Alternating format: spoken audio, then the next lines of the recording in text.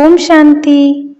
20 अगस्त 1971 के अव्यक्त बाप दादा के हम बच्चों प्रति अनमोल महावाक्य। मुरली का सार, सबसे श्रेष्ठ तख्त और ताज। बाबा ने कहा, आज यह भट्ठी का ग्रुप डबल भट्ठी करने लिए आए हुए हैं। डबल भट्ठी कौन सी है? डबल भट्ठी के रहस्य को समझते हो? मधुबन तो है ही भट्ठी, लेकिन मधुबन भट्ठी के अंदर भी विशेष कौन सी भट्ठी में अपने रहे हुए संस्कारों को भस्म करने के लिए आए हैं। तो डबल भट्ठी का फोर्स भी बढ़ता है ना, क्योंकि कोर्स मिलता है, एक तो जनरल, दूसरा पर्सनल। डबल कोर्स होने कारण डबल फोर्स भी बढ़ता है। तो जैसे डबल फोर्स बढ़ता है, वैसे ही सदा अपने को डबल ताजधारी समझकर चलते रहें, तो यह डबल कोर्स सदैव फोर्स में रहे। डबल ताज कौन सा है? अभी डबल ताजधारी हो कि भविष्य में बनेंगे? अभी डबल ताज कौन सा है? एक है लाइट का, अर्थात प्योरिटी की निशानी का, और दूसरा है जो संगम युग पर सर्व प्राप्तियां होती हैं, जिस शक्ति द्वारा ही जिम्मेवारी को धारण कर सकते हैं। तो लाइट का क्राउन भी और माइट का भी है, प्योरिटी का भी और पावर का भी। यह डबल ताज निरंतर धारण करने वाले। तो बताओ, डबल फोर्स सदा कायम नहीं रहेगा? दोनों की आवश्यकता है, और दोनों सदा कायम रहने से सदा शक्तिशाली स्वरूप दिखाई देंगे। सर्विस में सफलता प्राप्त करने के लिए भी यह दो ताज आवश्यक हैं। फिर जितना जितना नंबरवार हर एक ने धारण किए हैं, उस प्रमाण स्वरूप में सफलता व अपने पुरुषार्थ में सफलता पाते जा रहे हैं। तो डबल ताज भी चाहिए और डबल तख्त भी चाहिए। डबल तख्त कौन सा है?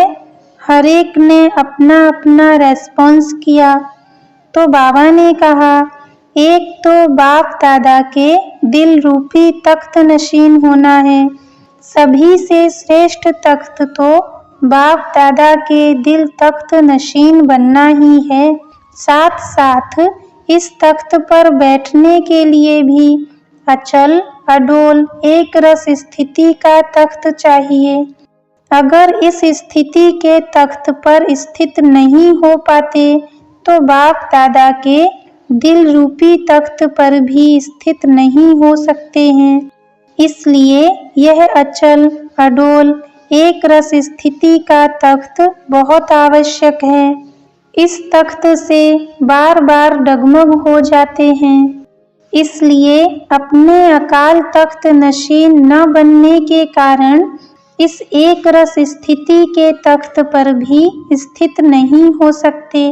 तो अपने इस भ्रकुटी के तख्त पर अकाल मूर्त बन स्थित होंगे, तो एक रस स्थिति के तख्त पर और बाप दादा के दिल तख्त पर विराजमान हो सकेंगे। तो डबल ताजधारी भी हो, डबल तख्त नशीन भी हो, और जो नॉलेज मिल रही है, वह नॉलेज भी मुख्य दो बातों की है। वह कौन सी है? नॉलेज भी मुख्य दो बातों की मिलती है ना, अल्फ और बे कहो, व रचयिता और रचना कहो। रचना में पूरी नॉलेज आ जाती है, तो रचयिता और रचना, यह दोनों मुख्य बातों में अगर नॉलेजफुल हैं, तो पावरफुल भी बन सकते हैं। अगर कोई रचना की नॉलेज में पूरा नॉलेजफुल नहीं है, कमजोर है, तो स्थिति डगमग होती है। रचना की भी पूरी नॉलेज को जानना है। जानना सिर्फ सुनने को नहीं कहते, जानना अर्थात मानना और चलना। इसको कहते हैं नॉलेजफुल। जो जानता, मानता और चलता भी है। अगर मानना और चलना नहीं है तो नॉलेजफुल व ज्ञान स्वरूप नहीं कहा जाता। चलना, मानना अर्थात स्वरूप बनना। कुछ न कुछ रचयिता और रचना के नॉलेज की कमी हो जाने कारण पुरुषार्थ में कमी पड़ती है। इसलिए सारी नॉलेज की इन दो बातों को ध्यान में रखते हुए चलो। अच्छा, यह तो हुई नॉलेज। ऐसे ही डबल कर्तव्य में भी रहना है। यह डबल कर्तव्य कौन सा है? आज 2 की गिनती ही सुना रहे हैं। 2 कर्तव्य बताओ। सारे दिन में डबल कर्तव्य आपका चलता रहता है। मुख्य कर्तव्य है ही विनाश और स्थापना का। कुछ विनाश करना है और कुछ रचना रचनी है। रचना सभी प्रकार की रचते हो। एक तो सर्विस द्वारा अपनी राजधानी की रचना कर रहे हो और दूसरी करनी है बुद्धि में शुद्ध संकल्पों की रचना और व्यर्थ संकल्पों व विकल्पों के विनाश की विधि भी आप लोग समझ गए हो। रचना मनसा द्वारा भी और वाणी द्वारा भी दोनों प्रकार की रचना रचते हो। इसी प्रकार डबल कर्तव्य करते हो। इसी कार्य में सारा दिन बिजी रहो तो बताओ एक रस स्थिति नहीं हो सकती। एक रस स्थिति नहीं रहती, उसका कारण रचना रचने नहीं आती व विनाश करना नहीं आता। दोनों कर्तव्य में कमी होने कारण एक रस स्थिति ठहर नहीं सकती। इसलिए डबल कर्तव्य में रहना है। यह डबल कर्तव्य भी तब कर सकेंगे जब पोजीशन में रहेंगे। डबल पोजीशन कौन सा है? इस समय का पूछ रहे हैं। डीटी देवत्व से इस समय का गॉडली पोजीशन हाईएस्ट है। तो एक यह पोजीशन है कि गॉडली चिल्ड्रन है, ब्रह्मा कुमार कुमारियां भी हैं। यह हुआ साकारी पोजीशन और दूसरा है निराकारी पोजीशन। हम सभी आत्माओं से हीरो पाठधारी आत्माएं श्रेष्ठ आत्माएं हैं। और दूसरा पोजीशन है ईश्वरीय संतान ब्रह्मा कुमार कुमारीपन का। यह दोनों पोजीशन स्मृति में रहें तो कर्म और संकल्प दोनों ही श्रेष्ठ हो जाएंगे। श्रेष्ठ आत्मा अथवा हीरो अपने को समझने से ऐसा कोई व्यवहार नहीं करेंगे जो ईश्वरीय मर्यादाओं के व ब्राह्मण कुल की मर्यादा के विपरीत हो। इसलिए यह दोनों पोजीशन स्मृति में होंगी तो माया की अपोजिशन खत्म हो जाएगी। इसलिए डबल पोजीशन भी सदैव स्मृति में रखो। अच्छा, डबल निशाना कौन सा है? जो डबल नशा होगा वही डबल निशाना होगा। एक है निराकारी निशाना, सदैव अपने को निराकारी देश के निवासी समझना और निराकारी स्थिति में स्थित रहना। साकार में रहते हुए अपने को निराकारी समझकर चलना। एक सोल कॉन्शियस व आत्म अभिमानी बनने का निशाना और दूसरा निर्विकारी स्टेज, जिसमें मनसा की भी निर्विकारीपन की स्टेज बनानी पड़ती है। तो एक है निराकारी निशाना और दूसरा है साकारी। तो निराकारी और निर्विकारी यह हैं 2 निशानी। सारा दिन पुरुषार्थ योगी और पवित्र बनने का करते होना। जब तक पूरी रीति आत्म अभिमानी न बने हैं तो निर्विकारी भी नहीं बन सकते। तो निर्विकारीपन का निशाना और निराकारीपन का निशाना, जिसको फरिश्ता कहो, कर्मातीत स्टेज कहो, लेकिन फरिश्ता भी तब बनेंगे जब कोई भी इम्प्योरिटी अर्थात 5 तत्वों की आकर्षित नहीं करेगी। जरा भी मनसा संकल्प भी इम्प्योर अर्थात अपवित्रता का न हो, तब फरिश्तेपन की निशानी में टिक सकेंगे।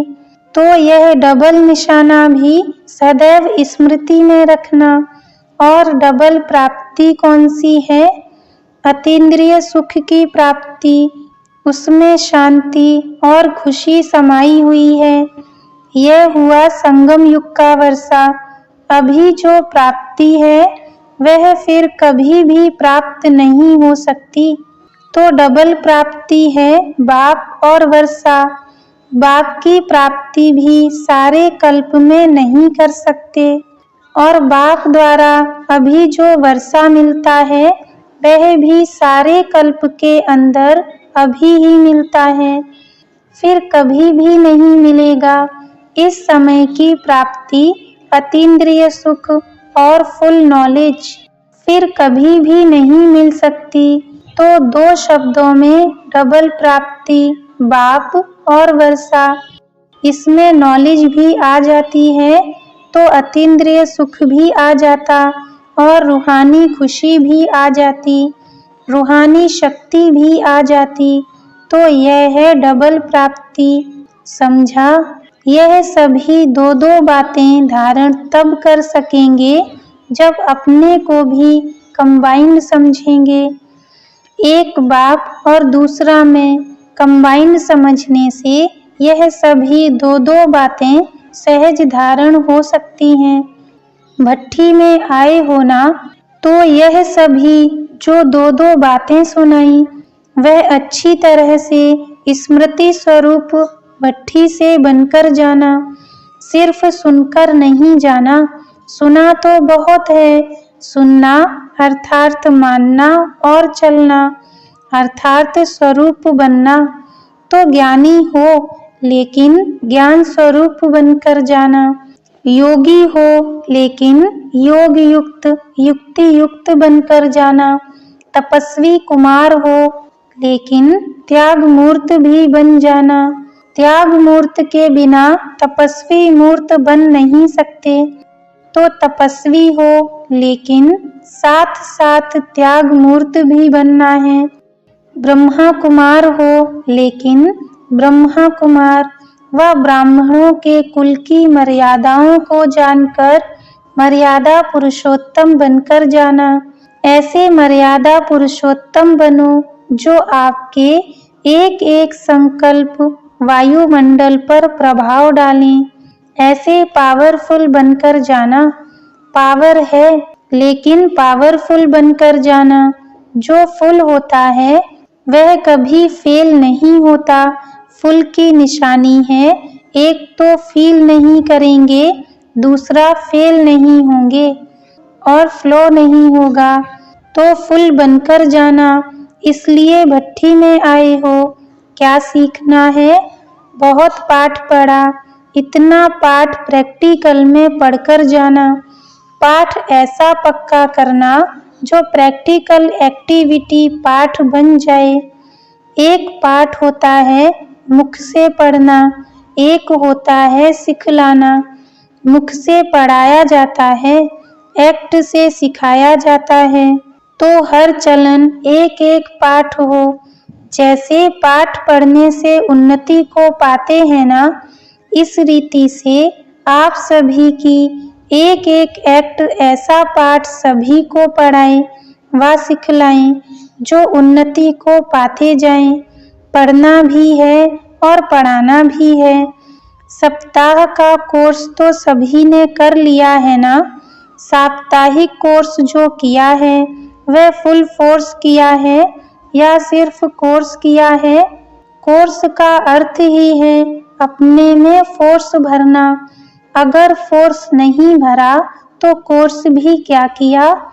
निर्बल आत्मा से शक्तिशाली आत्मा बनने के लिए कोर्स कराया जाता है। तो अगर कोर्स का फोर्स नहीं है तो वह कोर्स हुआ? तो अभी फुल फोर्स कोर्स करने लिए आए हो ना, बाबा ने कहा, डबल ताजधारी भी बनना है। डबल तिलक कौन सा है? रोज अपना तिलक देखते हो। अमृत वेले जब ज्ञान स्नान करते हो तो तिलक भी लगाते हो। आत्मिक स्मृति व स्वरूप का तिलक तो हो गया, दूसरा है निश्चय का तिलक। एक तो आत्मिक स्मृति का तिलक है और दूसरा हम विजयी रत्न हैं। हर संकल्प, हर कदम में विजय, सफलता भरी हुई हो, यह विजय का तिलक विक्ट्री है। तो आप लोगों का तिलक है विजय का और विजयी रूप का। यह डबल तिलक सदैव स्मृति में रहे। स्मृति अर्थात तिलकधारी बनना, तो डबल तिलक को भी कभी भूलना नहीं है। मैं विजयी हूँ, इस स्मृति में रहने से कभी भी भिन्न भिन्न परिस्थितियाँ हिला नहीं सकती। विजय हुई पड़ी है। वर्तमान समय अपनी स्थिति डगमग होने का कारण विजय अर्थात सफलता में डगमग दिखाई देते हैं, लेकिन विजय हर कर्तव्य में हुई पड़ी है।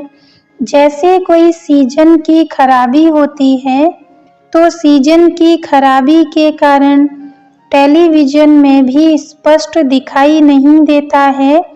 इस रीति से अपनी स्थिति की हलचल होने कारण विजय का अथवा सफलता का स्पष्ट अनुभव नहीं कर पाते हो। कारण क्या है? अपनी स्थिति की हलचल स्पष्ट को भी अस्पष्ट बना देती है। उलझनों के कारण उज्जवल नहीं बन सकते हो। इसलिए अपनी स्थिति की हलचल नहीं होगी तो स्मृति क्लियर होगी। वह होती है सीजन क्लियर, यह है स्मृति क्लियर। अगर स्मृति क्लियर है तो सफलता भी क्लियर रूप में दिखाई देगी। अगर स्मृति क्लियर नहीं, वह अपने ऊपर पूरी केयर नहीं, केयरफुल कम होने कारण रिजल्ट भी फुल नहीं दिखाई देती। जितना अपने ऊपर केयर रखते हो उतना क्लियर होते हो और इतना ही सफलता अपने पुरुषार्थ में व सर्विस में स्पष्ट और समीप दिखाई देगी। नहीं तो न स्पष्ट दिखाई देती है न समीप दिखाई देती है। टेलीविजन में दूर का दृश्य समीप और स्पष्ट भी होता है ना। इस रीति से एक रस स्थिति होने कारण, केयरफुल और क्लियर होने कारण सफलता समीप और स्पष्ट दिखाई देगी। समझा? अगर दोनों से एक की भी कमी होगी तो सफलता अनुभव नहीं करेंगे, फिर उलझेंगे। फिर कमजोरी की भाषा होती है कि क्या करें, यह कैसे होगा, यह भाषा हो जाती है। इसलिए दोनों ही बातें धारण करके जाएंगे तो सफलता मूर्त बन जाएंगे। सफलता इतनी समीप आएगी जैसे गले में माला कितनी समीप आ जाती है, तो सफलता भी गले की माला बन जाएगी। अच्छा, ओम शांति।